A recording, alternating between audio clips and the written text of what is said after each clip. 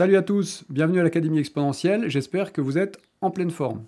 Alors aujourd'hui, je vous ai convié pour un exercice de mathématiques comme chaque semaine.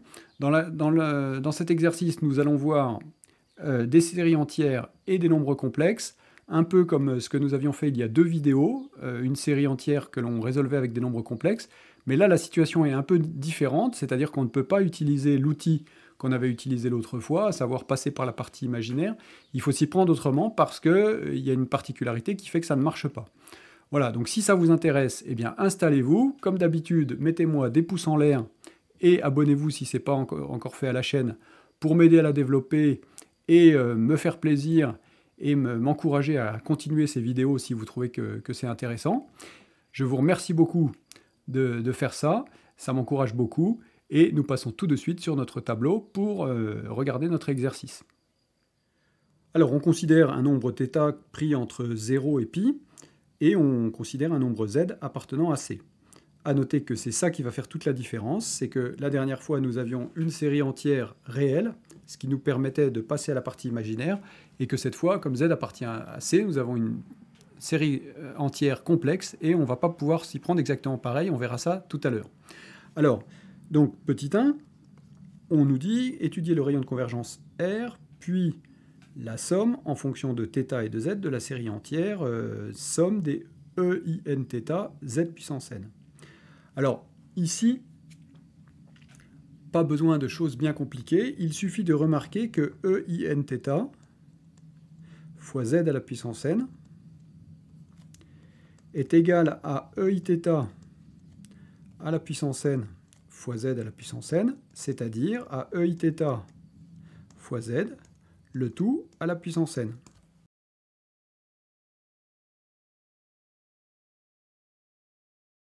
Donc une série géométrique qui converge évidemment si et seulement si sa raison, qui est EIθz, est en module plus petit que 1. Alors ça, c'est équivalent à module de EIθ fois module de z plus petit que 1. Le module d'un produit, c'est le produit des modules. Et il se trouve que le module de EIθ, bah évidemment, ça vaut 1. Et donc, c'est équivalent à module de z est inférieur à 1. On a donc une série qui converge si et seulement si le module de z est inférieur à 1. Et donc, le rayon de convergence de notre série entière, R, est égal à 1 tout simplement. Et ensuite, on nous demande de calculer le résultat de la série entière quand ça converge. Donc, on va prendre soit z appartenant à C tel que module de z inférieur à 1, et on va pouvoir calculer la somme pour n allant de 0 à plus l'infini de EINθ Zn, en disant que c'est la somme pour n allant de 0 à plus l'infini de EIθ fois z, le tout à la puissance n. Et là, on a une somme géométrique. On sait que la somme d'une somme géométrique, c'est 1 sur 1 moins la raison quand ça converge, donc 1 moins EIθ fois z. Et donc, quel que soit z appartenant à C, tel que module de z est plus petit que 1, eh bien, on a, alors notre série entière, on ne lui a pas donné de nom, donc on va l'écrire avec sa forme de somme, sigma, pour n allant de 0 à plus l'infini de EINθ Zn, est égal à 1 sur 1 moins EIθ fois z. Donc voilà pour le petit 1 qui est en fait une préparation au petit 2. Alors dans le petit 2, donc, on nous parle d'une nouvelle série entière qui est la somme des sinus de nθ z puissance n. Alors qu'est-ce qu'on remarque? On remarque que la valeur absolue de sin de nθ est inférieure à 1. Et donc, le rayon de convergence de sigma des sines de nθ Zn est supérieur ou égal au rayon de convergence des sigma des 1 fois Zn, c'est-à-dire des Zn. Or, le rayon de convergence des Zn, c'est une série géométrique, et on sait que ça converge si et seulement si le module de Z est plus petit que 1, et donc le rayon de convergence, c'est 1. Ça veut dire que le rayon de convergence de notre série est supérieur ou égal à 1. Et alors, si Z est égal à 1, eh bien, on obtient somme pour n supérieur ou égal à 0 de sinus de nθ. Et comme on a vu que θ appartient à 0π strictement, eh bien, la valeur de sin de nθ va être une valeur qui va fluctuer et qui va éventuellement prendre des valeurs nulles, mais qui va aussi prendre en permanence des valeurs non nulles, sans pour autant tendre vers 0. Et donc, on va avoir ici une divergence grossière. Ça nous prouve que le rayon de convergence est 1, puisqu'il est supérieur ou égal à 1, et on a trouvé une valeur de module 1 pour laquelle il n'y a pas convergence de la série. D'où R' est égal à 1. Et maintenant, on va vouloir calculer la somme de notre série entière, somme de sin de nθ Zn, et c'est un peu le cœur de cet exercice. Donc, soit Z appartenant à C, tel que module de Z est strictement plus petit que 1, on veut calculer sigma pour n allant de 0 à plus l'infini de sin de nθ Zn. Alors, la semaine dernière, on a été amené à calculer la somme d'une série entière sin de nθ xn. Alors, je dis c'était la semaine dernière, en fait, c'était il y a 2 semaines. C'était la semaine dernière que moi j'ai tourné cette vidéo, mais vous qui les regardez, eh bien, comme je les tourne par 2, elle a été publiée il y a 2 semaines. Et donc, on avait sin de nθ x puissance n, où x était un réel. Et on pouvait donc dire que ça correspondait à la partie imaginaire de einθ fois xn. Mais ici, ça ne marche plus parce que z est complexe. Donc une petite précision pour remarquer pourquoi ça ne marche pas. Alors, si x est un nombre réel, eh bien à ce moment-là, quand on développe, effectivement, on obtient ax plus ibx, et du coup, bx correspond bien à la partie imaginaire de a plus ib fois x. Et donc, on peut dire que bx est égal à la partie imaginaire et continuer le raisonnement qu'on avait fait sur la série entière de la vidéo d'il y a 15 jours. Mais par contre, ici, z est un nombre complexe, et donc z est de la forme x plus y, ce qui fait que quand on développe a plus ib fois z, eh bien, on est obligé de développer avec la distributivité, et on obtient ax moins by plus iay plus bx. Et quand on calcule bz, donc qui correspond à bx plus iby, on voit bien que ça correspond à rien du tout dans notre développement ici. Et donc si on a bz, qui correspond donc à bx plus iby, eh bien ça ne correspond pas du tout à la partie imaginaire de a plus ibz, et c'est pour ça que l'argument qu'on avait utilisé précédemment quand x était réel ne marche pas ici quand z est complexe. Et donc il faut faire ça autrement. Et on va faire ça en utilisant justement le résultat précédent et une formule que vous connaissez qui dit que sin de nθ est égal à einθ moins e moins inθ sur 2i. C'est une des formules de l'air qui vous permet d'exprimer sin de x en fonction d'exponentielle ix.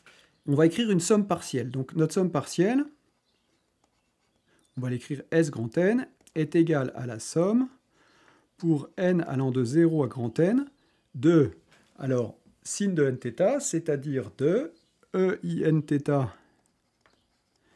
moins e moins inθ sur 2i fois z puissance n. Comme ce sont des sommes finies, on peut utiliser la décomposition de la somme et casser ça en 2 sommes. Ça nous fait 1 sur 2i, somme pour n allant de 0 à grand N de einθ Zn, moins somme pour n allant de 0 à grand N de ei moins nθ Zn. Mais maintenant, comme module de z est plus petit que 1, on va pouvoir appliquer ce qu'on a vu dans dans le 1, c'est-à-dire que quand module de z est plus petit que 1, la somme de EINθ fois Zn est égale à 1 sur 1 moins EIθ z. Et donc on va appliquer ça ici. Ça nous dit que Sn tend, quand n tend r plus l'infini, vers 1 sur 2i.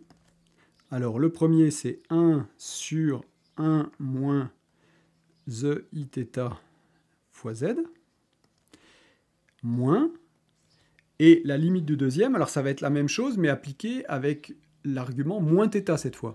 Et donc ça va nous faire 1 sur 1 moins E moins Iθ fois z. Hein, vous appliquez la somme précédente avec exponentielle de i fois moins θ au lieu de exponentielle Iθ.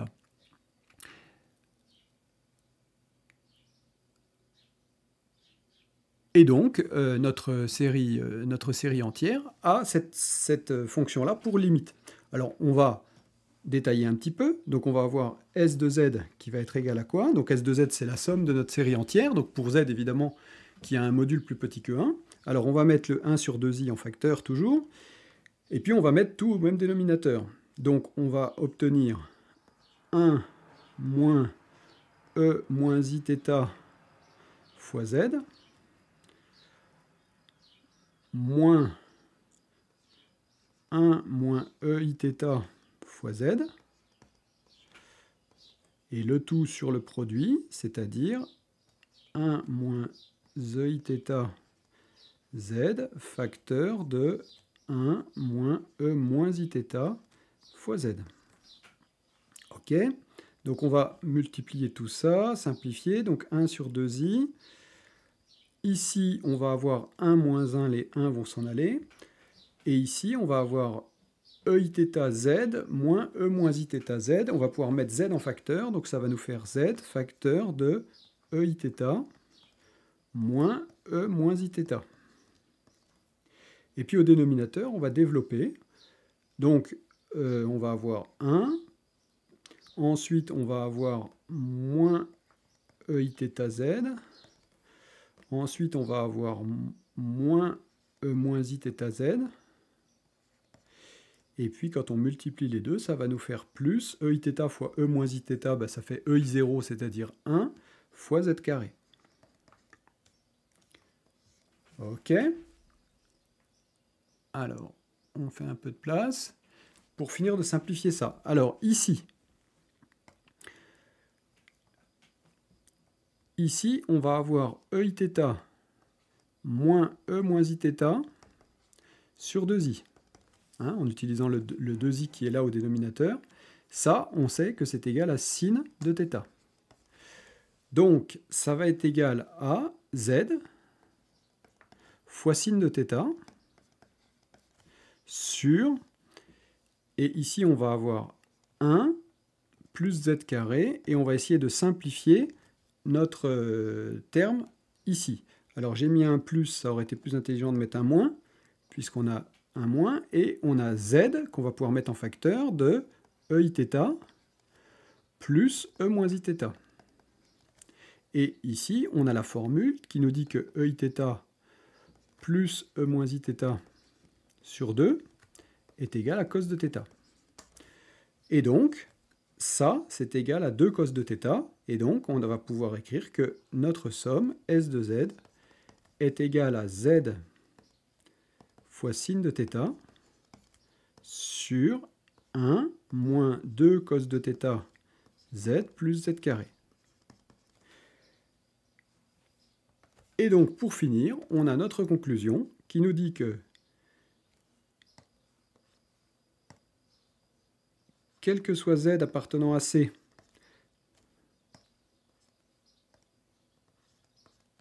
tel que module de Z est plus petit que 1, eh bien, la somme pour n allant de 0 à plus l'infini de sin de nθ fois z puissance n est égale donc à sin de θ fois z sur 1 moins 2 cos de θ fois z plus z carré.